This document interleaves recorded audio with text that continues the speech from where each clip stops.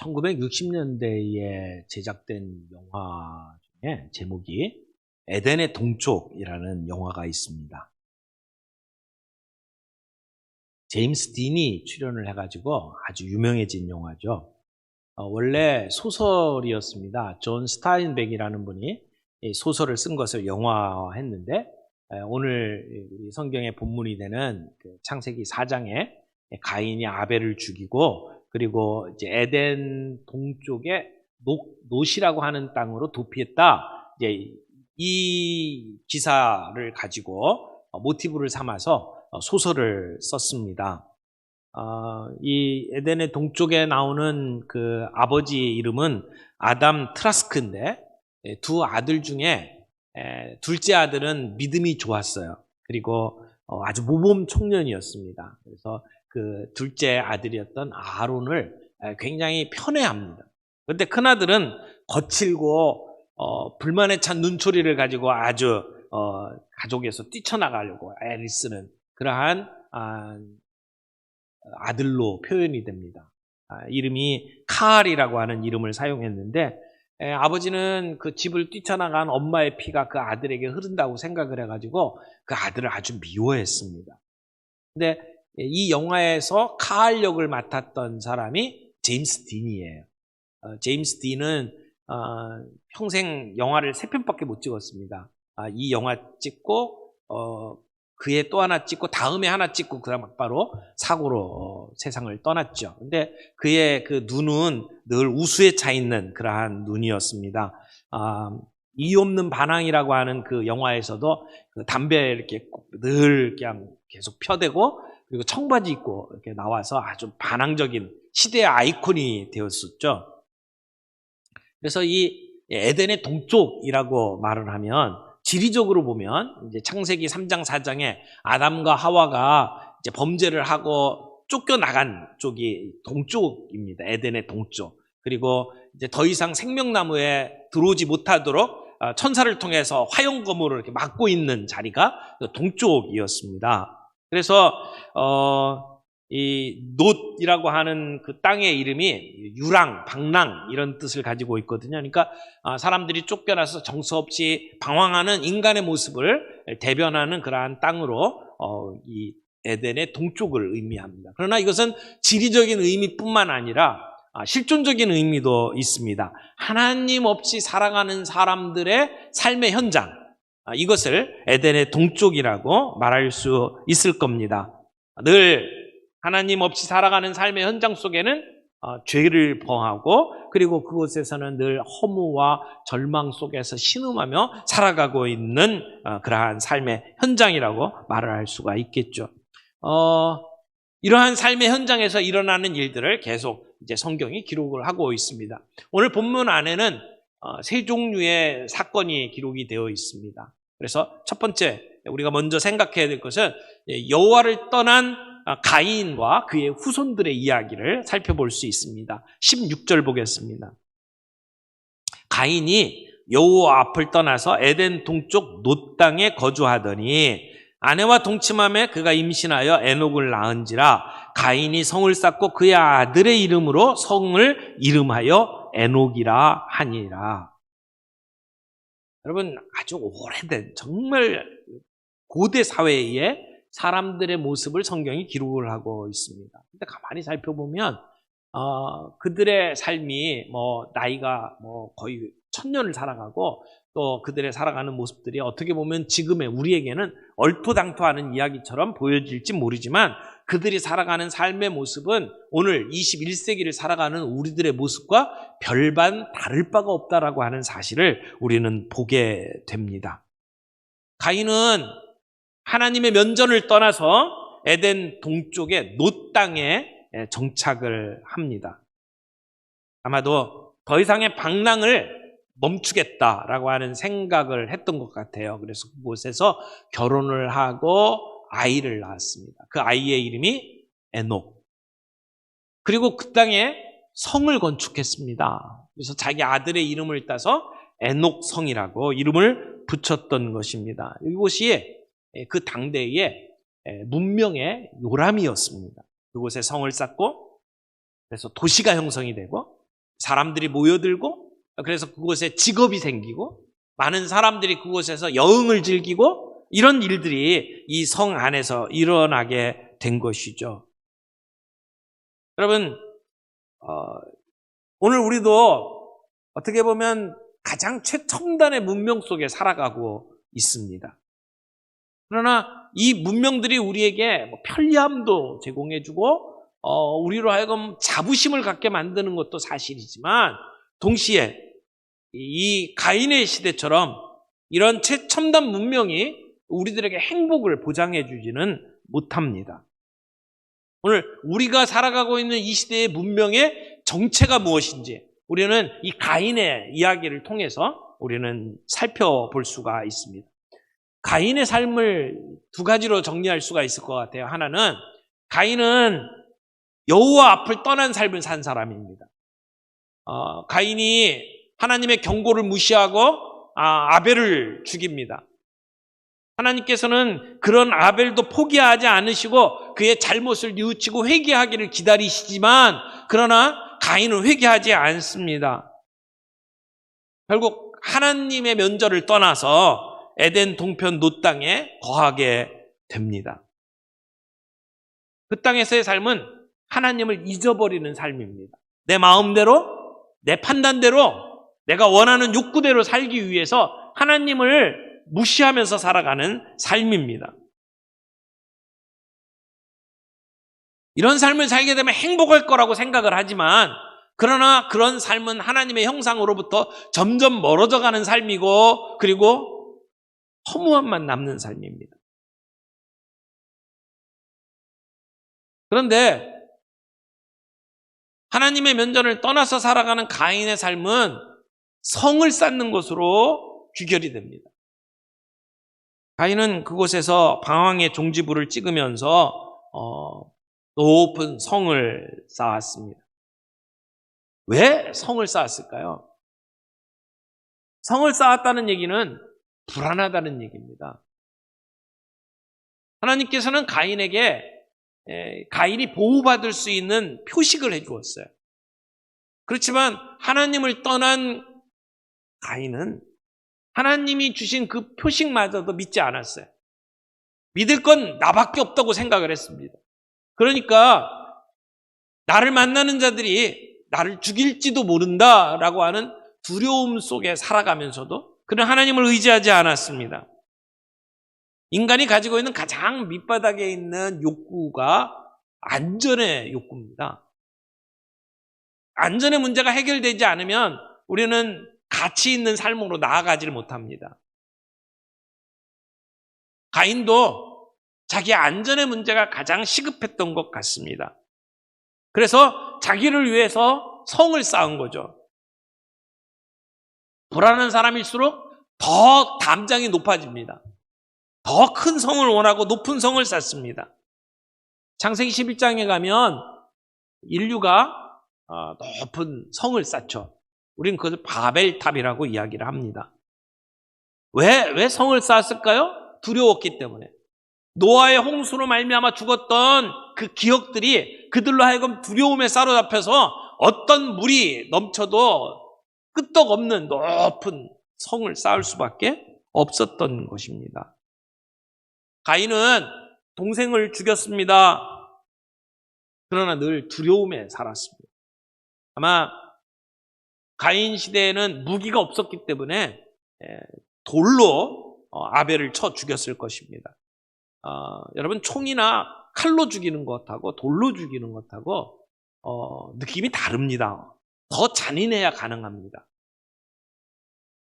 그렇게 살인을 해놓고 가인은 늘 강박관념에 쌓여서 살아갑니다. 자기를 만나는 사람들 자기를 비난할 것이고 자기를 공격할 것이라고 하는 그런 강박관념을 가지고 살아갑니다.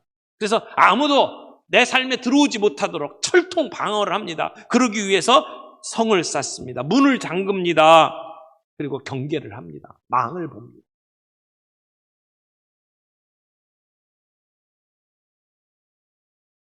가인이 성을 쌓은 것은 두려움 때문이었습니다. 그런데 또 하나의 이유가 있습니다. 그렇게 성을 쌓음으로 자기의 존재감을 표현하는 거예요. 이름을 내는 겁니다. 사람들이 안전의 문제가 어느 정도 해결이 되면 그 다음에 나의 가치를 증명하려는 일들을 합니다. 그래서 자아 실현이 필요하다. 그런 얘기를 하죠.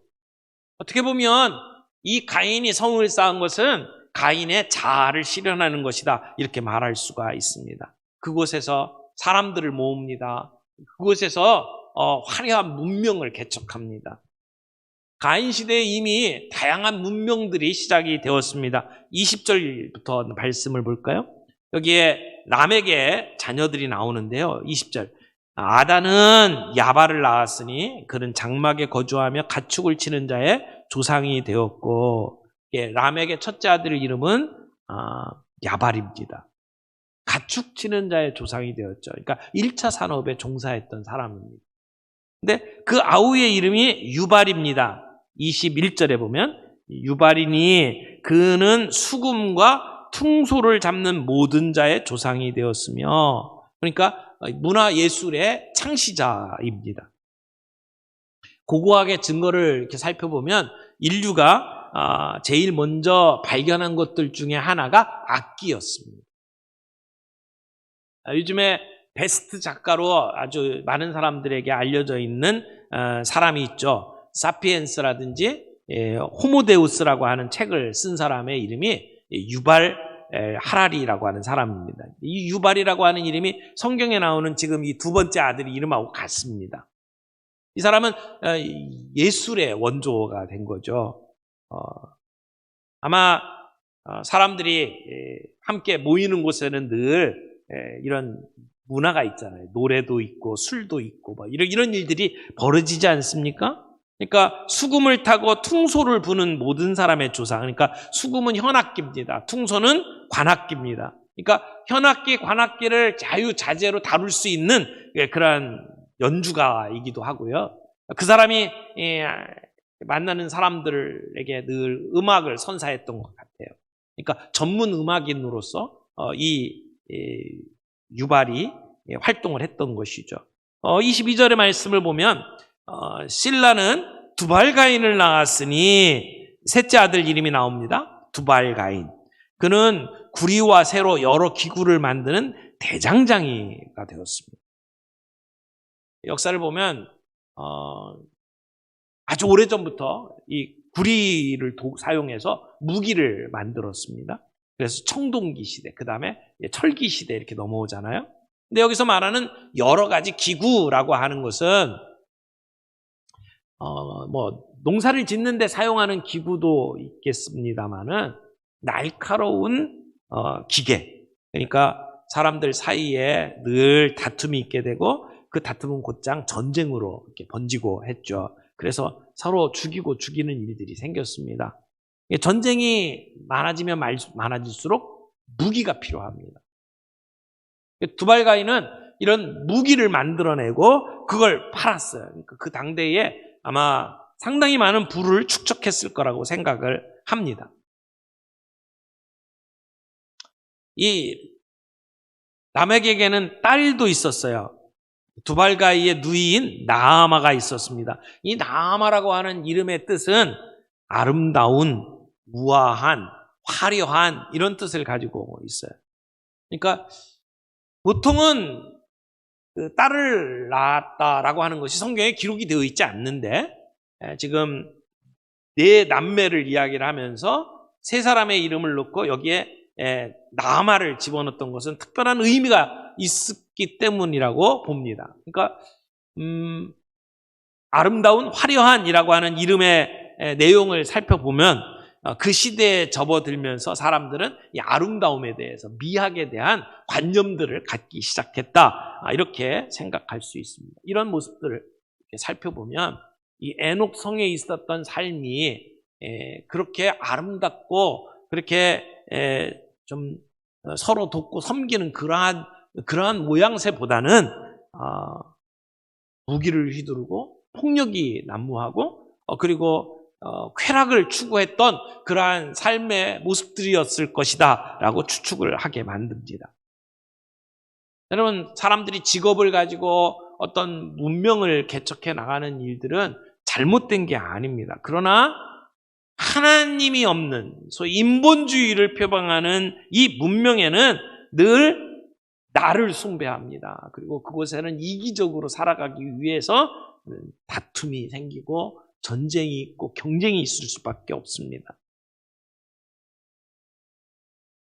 여러분, 우리는 정말 최첨단의 문명 속에 살아가잖아요. 예전에는 생각도 못했던 컴퓨터 같은 것들을 핸드폰으로 늘 들고 살아가는 그런 시대 속에 살아갑니다. 그러면 더 편안해지고 더 편리해져야 될 것 같죠. 더 행복해져야 되지 않겠습니까? 그러나 우리의 삶이 그렇게 행복하지 않습니다. 문명의 발달이 우리에게 가져다 준 비극들이 참 많습니다. 예를 들면 노벨이라고 하는 사람이 다이너마이트를 개발을 했잖아요.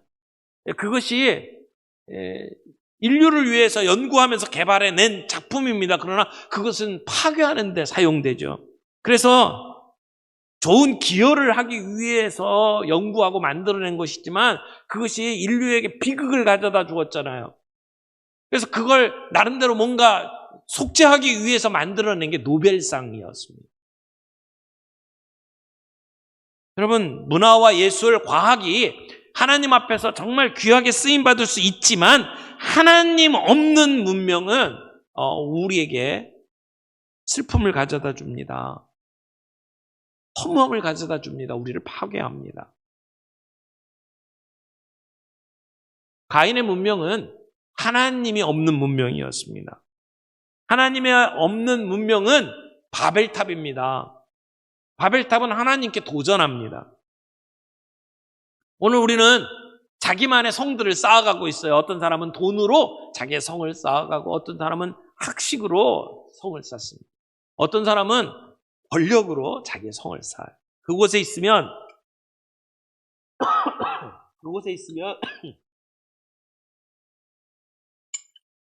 사람들이 안전할 거라고 생각을 합니다. 그곳이 우리에게 보금자리를 마련해주고 우리는 편안할 거라고 생각을 합니다. 그러나 성경은 우리에게 분명하게 이야기합니다. 가인과 같이 하지 말라. 하나님 없는 문명을 따라가지 말라는 것입니다. 가인의 후손 중에 사람 이름이 쭉 나오는데 그 다음에 중요하게 나오는 인물이 있습니다. 그게 라멕입니다. 그래서 두 번째로 우리는 강한 자 라멕이 부르는 노래라고 하는 부분을 우리가 좀 살펴보려고 합니다. 라멕을 표현할 때 뭐라고 표현했냐면 두 여인을 데리고 산 사람 이렇게 표현을 했어요. 우리가 성경을 특별히 이제 창세기를 공부를 할 때에 너무 짧게 서술을 하고 있기 때문에 정확하게 어떤 일이 벌어졌는지 우리가 알 수는 없어요. 그런데 이런 내용을 잘 살펴볼 수 있는 좋은 힌트가 하나 있는데 나오는 사람의 이름을 보면 알아요. 그 사람의 이름이 어떤 뜻을 갖고 있는지를 살펴보면 그 사람의 삶이 어떠했는지를 추측해 볼 수가 있습니다. 근데 라멕이라고 하는 이름은 나는 강하다라는 뜻을 갖고 있어요. 그러니까 강하다는 게 여러 가지 의미가 있을 거예요. 하나는 힘이 셌다. 또 하나는 자기 아버지가 이 에녹 성을 창립한 사람이다. 그러니까 아버지의 5대손. 그러니까 그 성 안에서 나름대로 위치가 있겠죠? 권력이 있겠죠? 권력을 갖고 있는 면에서 강한 사람. 뿐만 아니에요. 자기 아들이 무기를 만드는 사람이잖아요. 그러니까 가인은 늘 라멕은 늘 이 칼을 가지고 다녔을 거라고 추측할 수 있어요. 그러니까 무기가 있는 사람, 그래서 강한 사람일 수 있습니다. 근데 이 라멕이 지금까지 아담과 하와부터 쭉 있었던 일부 일처제의 어떤 흐름을 완전히 깨버리고 두 아내를 가졌다라고 하는 것으로 표현이 됩니다. 이것도 자기가 가지고 있는 권력을 가지고 자기가 원하는 사람을 데리고 산 거예요. 사람의 이름을 보면 재미있습니다. 라멕의 아내가 된 여인 첫 번째가 아다입니다. 아다라고 하는 말의 의미를 쭉 살펴보니까 꾸미다, 장식하다라는 뜻이에요.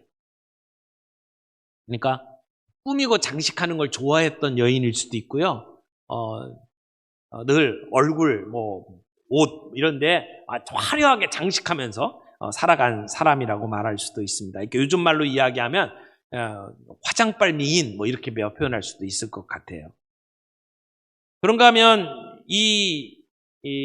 그 아다라고 하는 이름이 성경의 다른 곳에 몇 번 나오는데 그 중에 하나가 에스겔 23장입니다. 하나님을 버리고 그 간음을 저질렀다고 하는 이스라엘을 상징하는 그러한 자매의 이름이 오홀라하고 오홀리바라고 하는 사람이에요. 근데 이 오홀라 오홀리바가 이방인을 위해서 목욕하고 눈썹을 그리고 단장을 하는 것을 하나님께서 아주 분노하시면서 이제 그 설명하는 장면이 나오는데 여기에 단장한다라고 하는 그 행위를 표현하는 말이 아다라는 말이에요.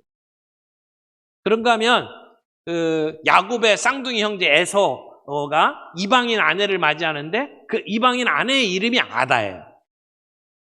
그러니까 지금 라멕이나 에서나 거의 비슷한 어떤 삶의 모습들을 가지고 있다라고 우리는 말할 수 있을 겁니다. 물론 사람이 자기의 얼굴을 꾸미는 것, 자기 화장하는 것, 아름답게 만드는 것, 이걸 우리가 잘못이라고 말할 수는 없습니다. 근데 그것이 지나쳐서 화장이 아니라 변장이 되는 것, 위장을 하는 것, 이것은 조금 문제가 있다고 생각을 합니다. 정말 가꿔야 될 걸 가꾸지 않고 겉으로 드러나는 것이, 그래서 무슨 짓을 해도 예쁘면 다 용서받는 우리의 가치관의 어떤 문제들, 이런 것이 이 라멕의 시대에도 동일하게 적용되고 있는 모습들을 봅니다. 둘째 아내의 이름도 실라라고 되어 있는데요. 실라라고 하는 것은 보호의 그늘 또는 심벌즈 이런 뜻으로 해석이 되는 단어입니다. 이 말 속에도 그 여인이 아름다움을 가지고 권력의 보호를 받았다라고 하는 어떤 그런 의미들이 담겨 있다고 생각을 합니다. 근데 라멕은 그런 아름다운 여인들을 자기의 권력으로 둘씩이나 가지고 살았던 그러한 모습을 성경에 기록을 하고 있는 거죠. 근데 두 아내만 얘기하는 게 아니에요. 이 사람은 끔찍한 폭력을 자행하고서도 그리고 아무런 거리낌 없이 노래를 부르는 그러한 사람의 모습으로 나타납니다. 23절, 24절 두 절 말씀은 노래입니다. 같이 한번 보겠습니다. 라멕이 아내들에게 이르되 아다와 실라여 내 목소리를 들으라. 라멕의 아내들이여 내 말을 들으라. 나의 상처로 말미암아 내가 사람을 죽였고 나의 상함으로 말미암아 소년을 죽였도다. 가인을 위하여는 벌이 7배1인데 라멕을 위하여는 벌이 77배 1호다 하였더라. 라멕의 노래라고 이야기하죠. 또는 별명이 있어요. 칼의 노래. 왜 칼의 노래라고 하냐면 아들인 두발 가인의 숙련된 솜씨로 만들어진 칼을 수중에 넣고 그 자기의 강함을 확신하면서 또 다른 아들 유발이 제작한 악기를 가지고 노래를 부르고 있었을 것으로 추측할 수 있다라는 거죠. 그래서 칼의 노래다 이렇게 별명이 붙은 노래입니다. 라멕은 자기가 가지고 있는 능력, 힘, 무기 이것을 과신하면서 하나님께 오만하게 대항하면서 살아갔던 사람의 모습을 보여줍니다. 그가 불렀던 이 노래를 가만히 살펴보면 아마 어떻게 보면 창세기에 나오는 첫 번째 대중가요가 아니었을까. 근데 그 노래의 흐름을 이렇게 가만히 살펴보면은요, 무슨 가곡이나 아니면 팝송이나 이런 느낌보다는요, 힙합에 가까운 어떤 분위기예요. 방송에서 힙합 이렇게 경연하고 하는 모습들 이렇게 보면 거침없이 막 욕을 해대고 그런 욕이 방송에 나갈 만한 게 아니면 노래 중간에 삑 소리가 나잖아요. 그거는 뭐가 욕을 했다는 거거든요. 근데 오늘 이 라멕의 노래를 보면은 그런 부분이 상당히 많습니다. 제가 힙합을 잘하면 이걸 그렇게 만들어 볼 수 있을 텐데 아마 이런 분위기였을 것 같아요. 내 사랑하는 아다와 실라여 내 노래를 들어봐. 내가 오늘 길을 가는데 젊은 놈 하나하고 시비를 붙었어. 그놈이 나에게 상처를 줘서 내가 그놈을 죽여버렸지. 이러면서 얘기를 하는 노래라고 생각이 돼요. 왜 시비가 붙었는지는 분명하게 나오지는 않습니다. 근데 젊은 청년하고 싸움이 붙었는데 이 청년이 라멕에게 조그만 상처를 입혔어요. 그러자 라멕은 자기 아들이 자기에게 준 칼을 가지고 그를 가차없이 찔러 죽였던 것이죠. 그리고는 자기 집에 돌아와서 아내들을 불러다 놓고 자기 무용담을 노래로 부르는 거예요. 살인의 찬가죠. 이 노래를 왜 불렀을까? 몇 가지 이제 이유들이 있다고 학자들이 생각을 합니다. 첫 번째는 자랑하는 거다. 자기가 이렇게 능력 있게 힘을 써서 사람들을 제압했다라고 자랑을 한다. 어떤 사람은 이건 경고다. 내 주변에 있는 사람들에게 너희들이 까불면 다 이렇게 죽어라고 이야기하는 경고다. 또 어떤 사람은 이건 변호다. 내가 그 소년을 죽였던 것은 정당방위다. 이렇게 자기를 변호하고 있다. 뭐 어떤 것으로 해석을 하든지 간에 라멕이 보여준 이 폭력적인 모습은 그 시대 하나님 없이 살아가는 사람들의 가장 대표적인 모습이라고 말을 할 거예요. 하나님이 주신 도덕의 절대적인 표준을 저버린 그러한 삶의 모습을 오늘 우리는 볼 수가 있습니다. 이런 가인과 라멕의 이야기를 쭉 하다가 그 다음에 이들하고 다른 사람들의 족보를 이야기를 합니다. 지금까지는 에덴의 동쪽에 있었던 하나님 없는 사람들과 그들의 문명, 그들의 삶의 모습들을 이야기를 했는데 이와는 전혀 다른 대조적인 사람들의 이야기를 25절부터 이야기를 합니다. 그래서 여호와의 이름을 부르는 셋의 후손들의 족보를 우리가 보게 되죠. 세 번째 파트입니다. 25절부터 좀 읽어보겠습니다. 아담이 자기 아내와 동침함에 그가 아들을 낳아 그의 이름을 셋이라 하였으니 이는 하나님이 내게 가인이 죽인 아벨 대신에 다른 씨를 주셨다 함이며 셋도 아들을 낳고 그의 이름을 에노스라 하였으며 그때의 사람들이 비로소 여호와의 이름을 불렀더라. 가인과 아벨의 이야기가 우리 인류 역사에 어두운 그림자를 보여주었다고 한다면 이제 셋이 태어나는 것은 새로운 소망과 빛을 보여주는 이야기라고 말할 수 있습니다. 하나님께서는 의로운 아벨이 죽고 그의 후손이 끊긴 것으로 포기하지 않으셨습니다. 하나님은 다시 이 가정에 셋이라고 하는 아들을 주신 거죠. 그래서 셋은 아벨을 대신하는 아들이라고 말합니다. 아벨이 죽었지만 그러나 죽은 게 아니라는 것입니다. 하나님은 아벨 대신에 다른 씨를 주셨습니다. 끊어진 게 아닙니다. 하나님의 구원 계획이 계속 이어지고 있다는 것을 우리가 성경을 통해서 알 수 있습니다.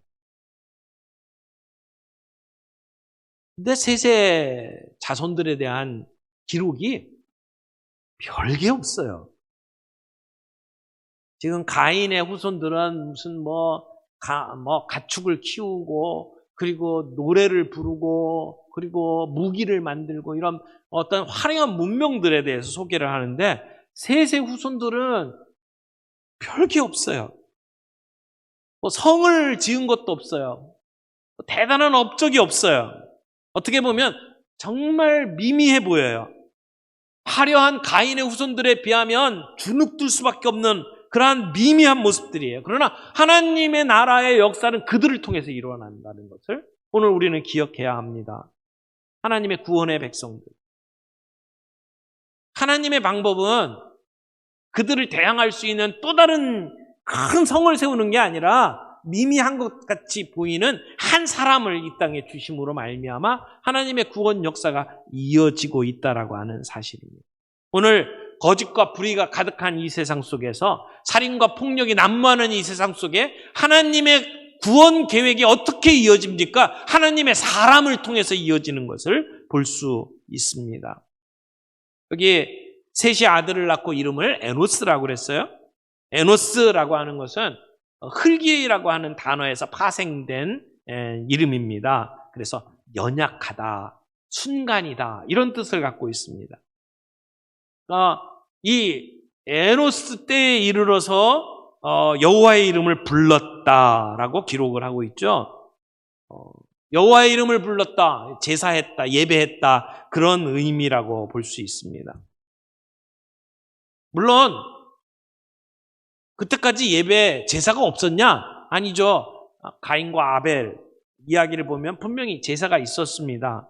그러면 여기서 에노스 때에 여호와의 이름을 불렀다라고 하는 이야기는 무엇입니까? 그의 이름과 연관을 시켜본다면 에노스 때에 이르러서 그들은 우리의 인간의 연약함, 인간의 추악함에 대해서 분명하게 이해하기 시작을 했고, 그래서 여호와 하나님을 찾게 되었다라고 말할 수 있다라는 겁니다.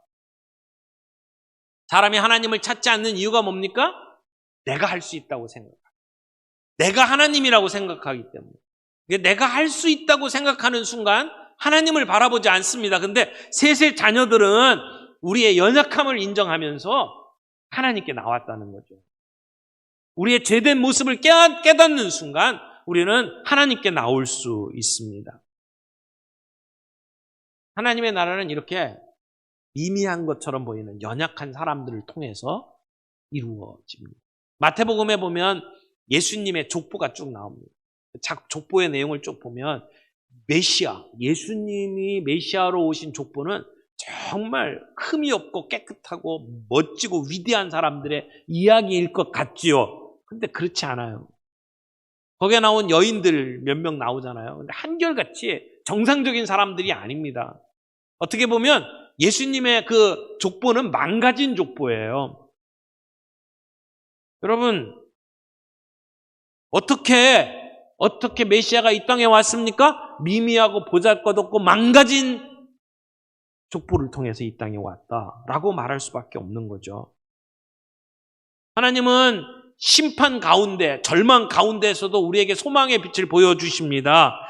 악이 번성하고 세상에 소망이 없을 것 같은 이 세상 속에 하나님은 어떻게 하나님의 구원 계획을 이어가십니까?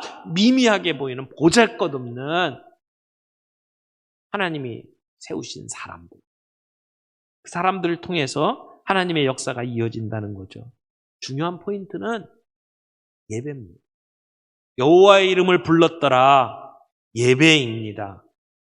아벨이 제사를 드리다가 흔적도 없이 안타깝게 죽은 것처럼 보이지만 그곳에서 뿌리가 내리고 싹이 나고 그리고 꽃이 피었습니다. 민들레 홀씨처럼 번져나가기 시작을 합니다. 세상이 아무리 악하고 강해도 하나님은 하나님의 사람들을 통해서 역사를 이어갑니다. 그러므로 오늘 우리는 예배드리는 자로 이 시대 속에 서 있어야 합니다. 예배는요, 하나님을 아는 만큼 예배할 수 있습니다. 하나님을 알되 힘써 알아야 될 이유가 거기에 있습니다. 하나님을 알되 하나님 사랑할 수 있고, 하나님을 알되 하나님을 경외할 수가 있습니다. 하나님을 알 때 그분의 이름을 부를 수가 있습니다. 여러분, 예배가 예배되게 하는 것은 예배에 참석했을 때 찬양이 어떻고 그래서 우리의 마음이 뭉클하고 감격이 있고 그래서 예배가 예배되는 게 아닙니다. 우리 안에 그런 감격이 없어도 우리는 예배해야 합니다. 우리가 하나님을 알아간다면. 예배는 자기 만족이 아닙니다. 예배는 나를 만족시키기 위해서 이 자리에 나온 것이 아니라 하나님을 만족시키기 위해서 예배하는 겁니다. 하나님을 기쁘시게 하려면 우리가 죽어야 합니다. 우리의 몸으로 하나님께 예배를 드려야 돼요. 근데 예배, 제사를 드리려면 나를 죽여야 돼요. 나를 죽일 때 진짜 산 예배가 됩니다. 내가 가지고 있는 생각, 나의 유익을 내려놓을 때 진짜 예배가 되는 겁니다.